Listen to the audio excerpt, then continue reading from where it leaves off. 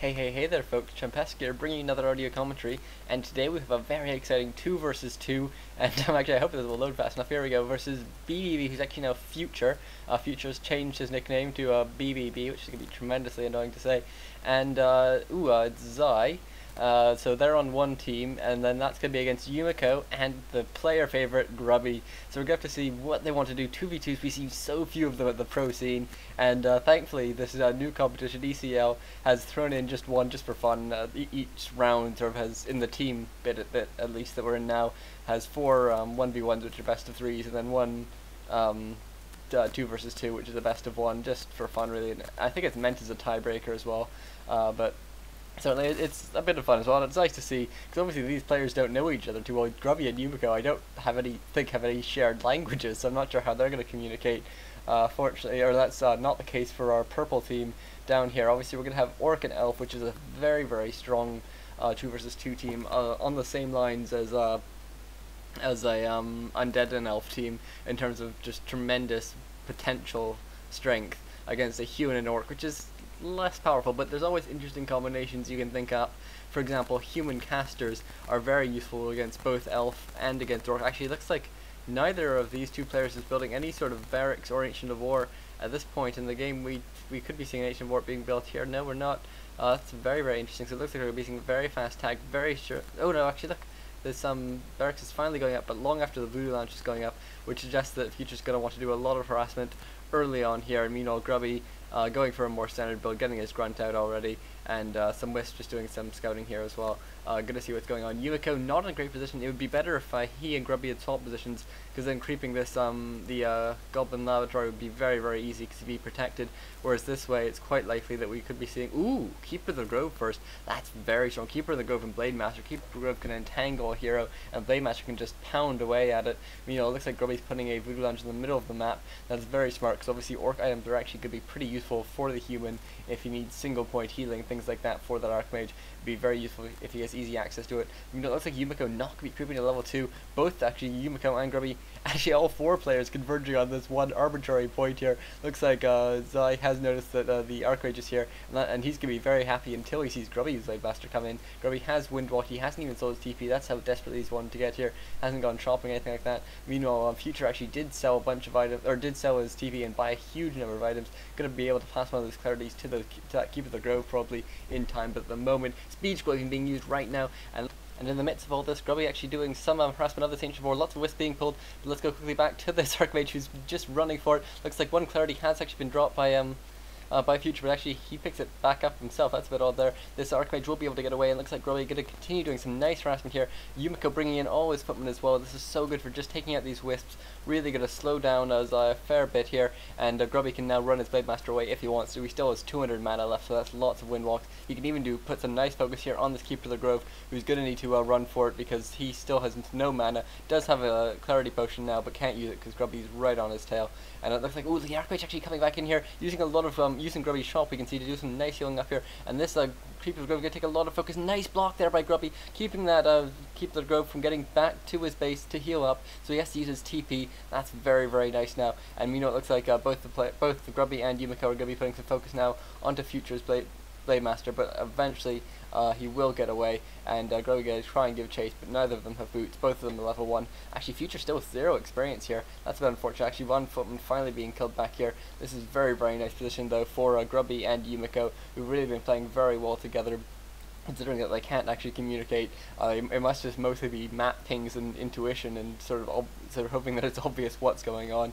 And looks like we will be having Grubby being chased away now. Finally, this Keeper of the Grove does have a lot of mana left, but no TP anymore. That's going to be very, very bad. I imagine every other player has been attacking apart from the Elf. Yeah, it looks like that's the situation pretty much there. And it looks like Grubby going to do some nice creeping now, or actually maybe Yumiko's going to be coming in as well to do some helping out here.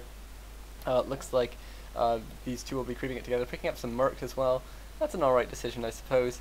Look at this, Yumiko actually getting one footman entangled here. Gonna lose it, but obviously it's not a huge loss, especially considering that both heroes are being kept in one place, and that's really going to allow Grubby to know where to go to do some harassment while Yumiko creeps, and Yumiko really needs to get level 2, because that level 2 is so important. Especially, actually, auras are just so important in 2 versus 2s, because they have double the effect when you're fighting with your entire allies army and all of his heroes as well. And Yumiko has now hit tier 2. I imagine all the players are getting pretty close now, and we will be able to see what Yumiko wants to go for, though I imagine it's going to be casters, because obviously against a combination of huntresses and orc units, things like slow are going to be so powerful, and they're really going to have to rely on the occasional dispel from the spirit walkers, as well as a couple wisps to get rid of all of those slows. That could cause a lot of problems for this purple team here, and it looks like Grubby actually taking a lot of focus. We do have a very high hit point army coming in from the purple team of Future and Zai now, but it looks like Grubby actually going to be able to get some nice focus there. He gets one critical strike off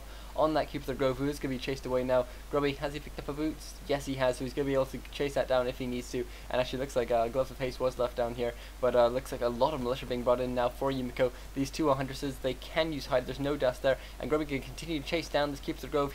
Will he get the kill? He almost certainly will here. He needs one more hit, and he will get that kill. That will get him level 2. Very, very nice. And it looks like we do have Future has managed to take down one Shadow Priest there as well, but still a lot of Huntresses out here, and a Beastmaster being brought out second for Yumiko. Nice thing, another thing that's really going to focus this purple team, or need to focus this purple team on getting Dispel, and it's going to waste all their Dispels on other summons and things like that. Grubby will probably get the Shadow Hunter second, though certainly the Torrent Chieftain could be nice. Notice the Shadow Hunter second, that's a good choice as well. It looks like he's going for a very standard build here, just a sort of standard 1-1-1 type situation, and it looks like Yumiko could get to lose another footman, but they have become pretty much disposable, because we do have Yumiko now at tier 2. No, he's just putting up his tier 2 buildings now. We could see some sort of combined tower rush. That'd be quite interesting. Obviously both Orc and Elf are susceptible to tower rushes, so that could be something we see if we just have Grubby bring in his whole army, as well as a couple towers, maybe even just some ivory towers from Yumiko. That could be very, very strong.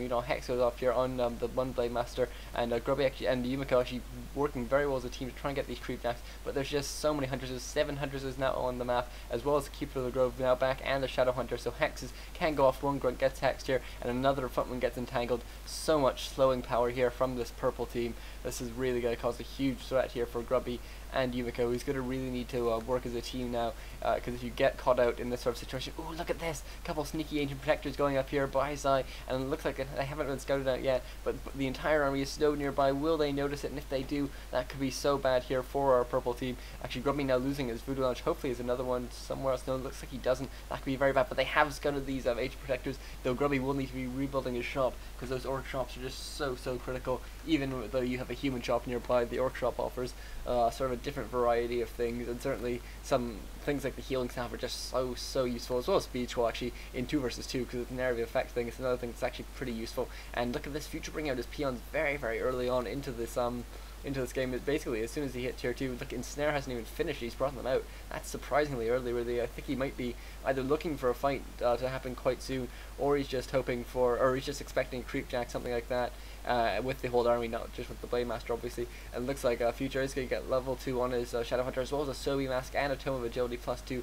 Very nice items. Yumiko, ooh, where's his item gone? Did it? I don't know, maybe it was just passed off. Oh yeah, look at this, +6 intelligence. Fantastic for actually both the Archmage and the Shadow Hunter, but probably better on the Shadow Hunter despite not being an intelligence hero. Grubby runs in. Looks like did he buy a TP there? I don't think he sold it, so maybe he didn't buy anything. Maybe he's just trying to pull the creeps out a bit so he can get a bit faster creeping here. But it looks like Future and Zai are now both running into Grubby's base, and taking out Grubby's main could be a very strong strategy in this situation. And it looks like, look at even Serpent Wars being chosen at level 2 because he has so much mana. That's actually going to mean he doesn't have Healing Wave, because I think, yeah, he did get a Hex off earlier in this game. That's very interesting. Meanwhile, it looks like 1 TP coming in, but only 1 TP, and a Scroll of Protection being used. Another fantastic thing. Oh, look at this. Yumiko's really being caught out until Grubby gets in. Grubby finally into this battle, and actually has got a nice wall here, but look at how outgunned they are. Grubby and Yumiko now in a very bad situation. Grubby's Shadow Hunter a bit too far forward, gets entangled, but eventually it runs out. Yumiko actually putting down some defensive towers in Grubby's base. Now that's teamwork, but look at all these Serpent Wars doing a whole bunch of extra damage. Roar Scroll being used now by the yellow team as well, and it looks like, oh, look at this Blade Master being caught completely out, but both Blade Masters now being hexed. Healing Potion and Healing Scroll both being used by Future to keep his Blade Master alive, and now the yellow team is just being constantly beaten back, even with these militia which were brought in by the TP as well, have now turned back into into Peasants, and there's just such a strong offensive line here by Future, which really is just putting out so much damage in conjunction with the Huntresses, which are such great tanks, and they even have +1 attack as well, which is just doing so much extra damage. And Grubby and Yumiko now being really forced into the back of their base. The Burrows are getting off a lot of hits, so that's really going to help here. And it looks like the Blademaster now getting Hex, but it goes into Windwall form just in time.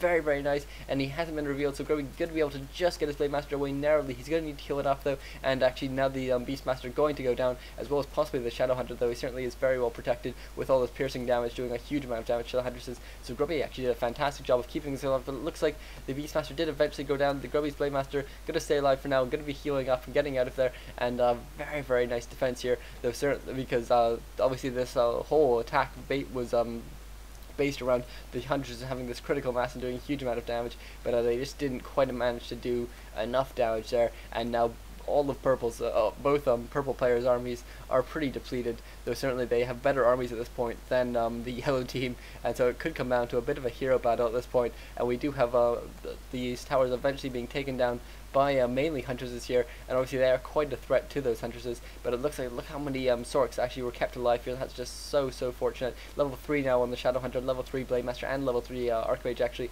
very, very useful. Almost level 4 Archmage as well, which could give huge amount of regeneration when it hits. But Grubby's Blademaster now getting Hex, and will he be focused down, healing wave for the last second, just before that massive hit comes in from Future, and then now it looks like this Demolisher going to be able to do a huge amount of damage, but it looks like Yumiko now getting his Archmage entangled, but it will be able to get out and will be able to run for the safety of Grubby's base, and Grubby's Blademaster now in a lot of trouble. This pressure just keeps on coming and coming. This is a Demolisher actually was a very good choice, just going to be able to do so much damage. Grubby Shadowhunter now in a lot of trouble, getting Hexed as well, and Grubby going to try and do some damage to Future's Shadowhunter, but he just can't do enough, and now he gets his Blademaster ensnared, and he's just in so much trouble now. He is actually near his shop, which is very fortunate, but he gets critical strike, and that's it for that Blademaster. And now Grubby gonna need to do some very quick buying back his heroes, probably at the tavern, certainly at least for the Blademaster. The Shadowhunter fortunately has also gone down for Future, so it's a bit of an advantage, or a bit of a reprieve there for the Yellow team, but it looks like this Archmage now going to go down as well,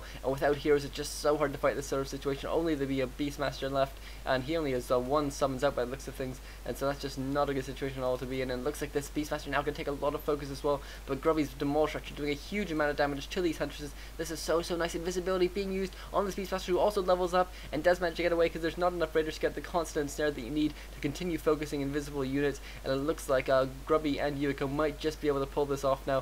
Be able to take down the last couple of these Huntresses, gets out a dire Quill Beast. Those are just do so much damage to actually both Huntresses and Raiders. They're very useful, especially slowed Raiders, and so it looks like we're going to be seeing that Blademaster go down as well, and this is really going to be such a nice turnaround for Grubby and Yumiko, who really were looking very down at the beginning of that battle, but just showing the advantage of not having tier 1 units as opposed to having huge number of tier 1 units combined with a couple of tier 2 units.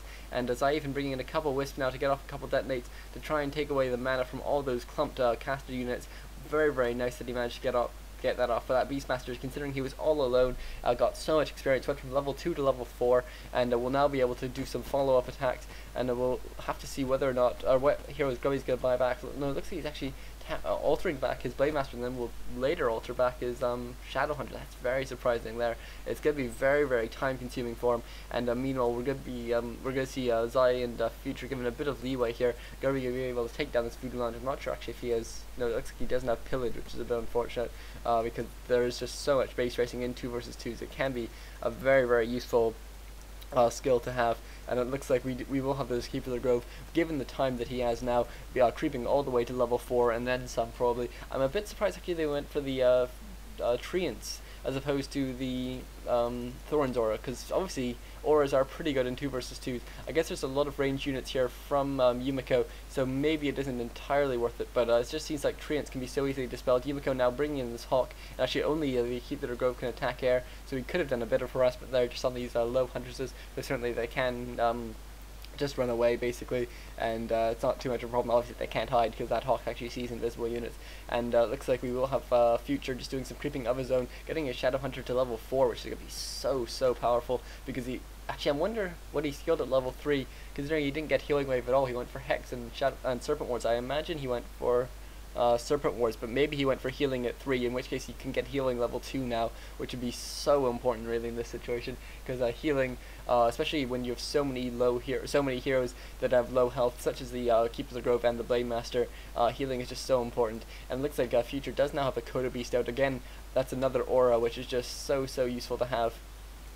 Because it does double its effectiveness basically. Grubby has a Coda Beast out as well, and it looks like we will be seeing a bit of a push here fairly soon from Grubby and Yumiko. Certainly they shouldn't be waiting too much longer. As soon as that Shadow Hunter is out, it definitely will be worth getting, but it looks like that Shadow Hunter actually going to take a little while to get out at least. Grubby, no TP now, just going to be doing some harassment, trying to find out where the purple team is. Maybe this purple team actually going to go for an expansion. Certainly elves love expanding here, because you can just put your Tree of Life back here, and it's not only hard to find, but it also is just so well protected between these two bases.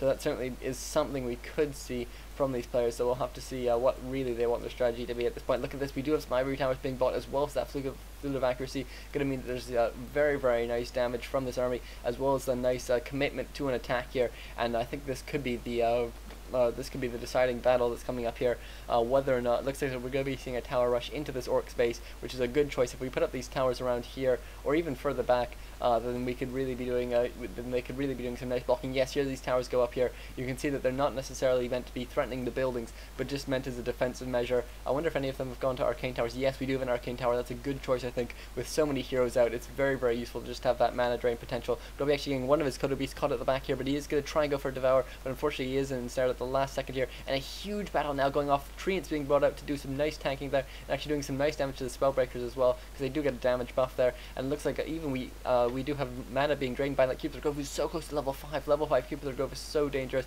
Grubby now going to lose his Coda Beast, just got in a bad position from the start of this battle. That's very unfortunate. More Treants being brought out now. It would be very nice if we could see those dispelled. Yes, they are dispelled immediately. Very nice there by Grubby getting that, or it might actually have been Yumiko there, because he does have dispel. What might have been nice to, or it was very nice to get rid of those early on in this battle. And look at how big this battle is. Lots of low peons from just tanking so much damage with that Spirit Link, and lots of low raiders now being taken down. All the heroes are actually still at quite high health at this point in the battle, and it looks like we will have this Futures Coda Beast now taken down slowly, but I think more focus should be going on that, and that Arcane Tower getting great effect, hitting on that Keeper of the Grove to drain all his mana, because he is level 5 now, and that's just so lethal. But this Blade Master is very low. Grubby coming in, healing scroll being used very immediately, but Grubby does get that Blade Master kill, and that's going to be it. GG comes from Zai there, and that's that. Wow, what an amazing 2 versus 2 game. They're just so crazy. Like that last battle, I was just having to scroll constantly just to see what was happening, and it's rare that you can have one battle in one place and you can't even follow it just because it's so spanning. But I very much hope you enjoyed that game. I'll try and bring you some more games from the ECL as they come out. There have been some absolutely brilliant games coming. Very much thank you all for watching, and please subscribe, rate, comment, and all that stuff. Thanks.